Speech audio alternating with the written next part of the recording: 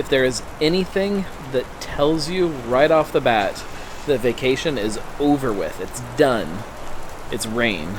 And it's definitely raining right now. So vacation is over. We need to dive back into it. We're going to do it by talking about vacation, but about something else first. I'm at March 1st.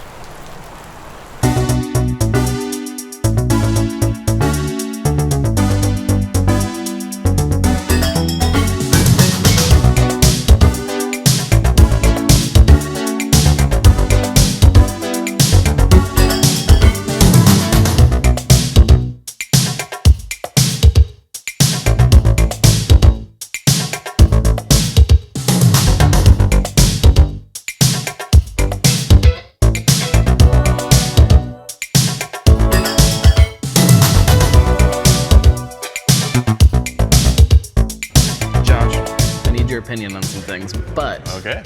Before we do that, we need to talk about something.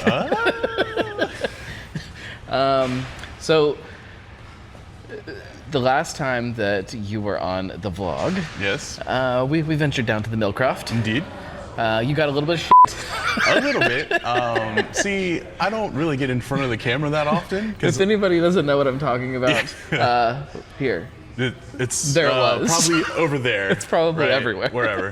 But yeah, I don't get in front of the camera that often, and honestly, I get kind of nervous. And I was fumbling around with some dates, and so just so everyone out there knows, I know when the United States was formed, 1776, July 4th. Duh. I'm like, you learn that in what, like first grade or whatever.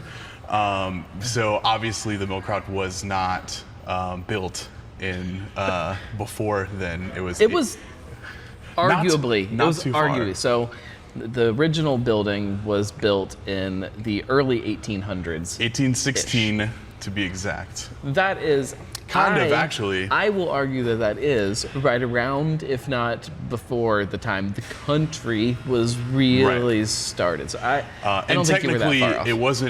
It actually wasn't complete until the Kugler family bought it. They bought it partially completed.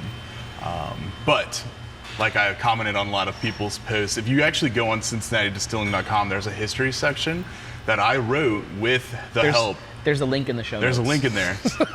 And I did it with the help of the Milford notes? Historical Society. So I promise I know what I'm talking about, but when this guy puts me on the spot, I sometimes forget. I had no idea it would turn into a thing, so I saw it while I was editing, and I laughed about it. I thought, it's not a big deal. Nobody's even going to notice, number one, and it's kind of funny. Yeah. I just left it in there, and then when I finish a video, I show my wife, and I showed it to her, and she said, did he just say that and I'm like, yeah? And I'm like, is that a big deal? And she's like, well, it's wrong. It was absolutely wrong. And it was funny because when I watched it, I was like, oh man, I really said that? Like, I would have deleted that stuff. But anyways, we're still friends, so hey. Cheers.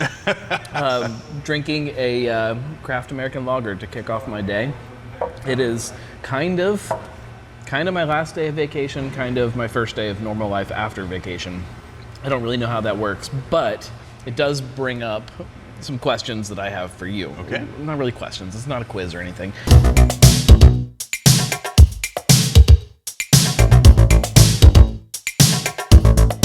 So much of my life consists of drinking beer and socializing and this thing that typically people do when they're on vacation. Mm-hmm. When I went on vacation, I think I drank less than I normally do in my normal life. I almost took a vacation from like all of this. How important, and I think it's important for everybody regardless of what you do, this idea of resetting and kind of maybe reigniting some passion for what you do, maybe taking a break from what you do. vacation and coming back from vacation and kicking back into normal life after that. You do bring up a good Life point after. because Life after vacation. Is like I being a really creative person, I feel like on a day-to-day basis my camera's always in my hand, or I'm always on Facebook or Instagram.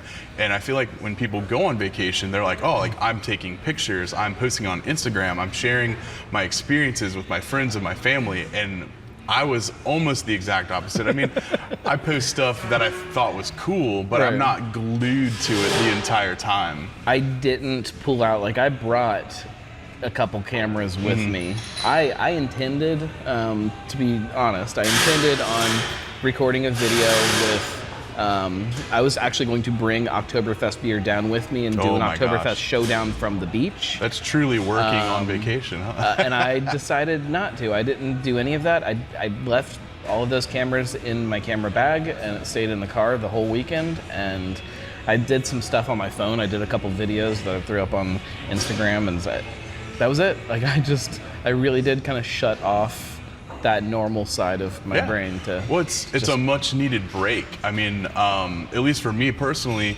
I work typically 9 to 5 regular kind of hours, 40 hours a week, but there's hours and hours every evening and every weekend where I'm answering people, where can I find this product, or can I bring my dog, or do you have food, and things like that.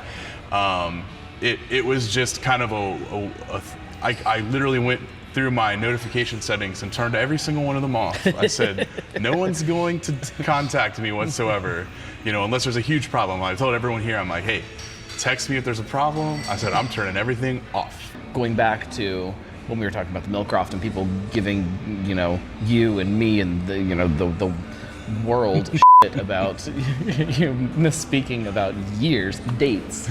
Like that's them. And I don't know We're if all it's human. I don't know if it's a craft beer problem as much as it is a social media problem in that example, but I think those things tie together very much, of people being very loud about their opinions about things, especially when those opinions are negative. Yeah. And I don't know what that is, and I don't know why that's happening. Well, I think so. I hope you have all the answers. Well, maybe, I don't know.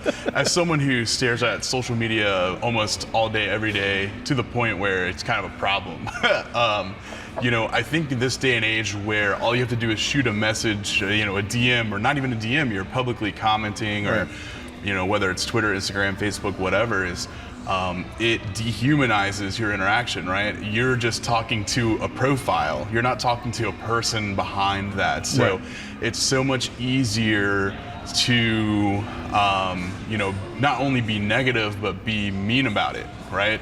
I think that we need to take, kind of putting this all into a neat little package, we need to take a vacation from your normal life of drinking craft beer. Go do something else. Go drink some cocktails for a little while. Go drink a seltzer.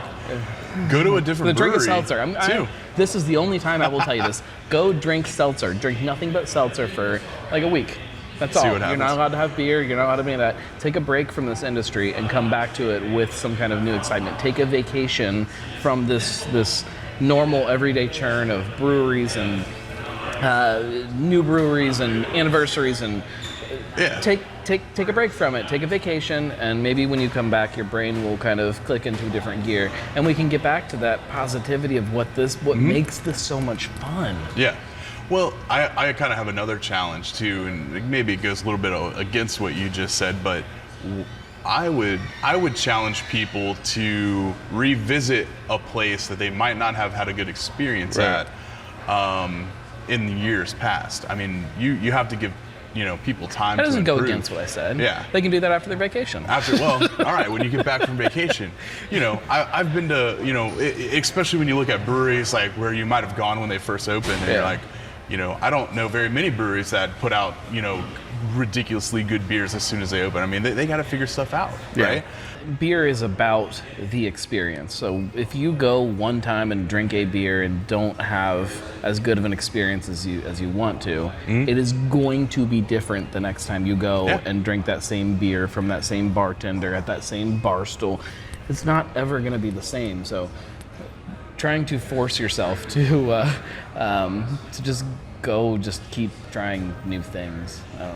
We are so lucky as a city to have such a variety of places, whether, maybe you like sours and you want to go to Urban Artifact, or maybe you're not even a beer drinker, but you'll come, to March 1st or Woodburn or, Fig Leaf and, have a, Cincinnati Distilling cocktail or whatever. Or maybe you're into Belgians and you want to go to Humble Monk, or maybe you're into English styles and you want to go down to Wooden Cask. There's such a variety, and there's so much out there. And even if it's out of your wheelhouse, like me, I'm not huge on Belgians, but I feel like if I haven't been to a brewery in a while, I'm going to go order a Belgian. People. Do what? The beer, not the people. Let's get that straight. All right. I love the country and I love the people. We're talking about the beers. Whatever that thing is in your life right now that you feel like you are settling into some kind of normalcy with it. Maybe you don't think you're being negative about it. You don't think it's a problem or whatever. If you feel like you've settled into normalcy with something, take a vacation. Yep. Just take a vacation, and when you come back, do things differently, and see what happens. See where it goes.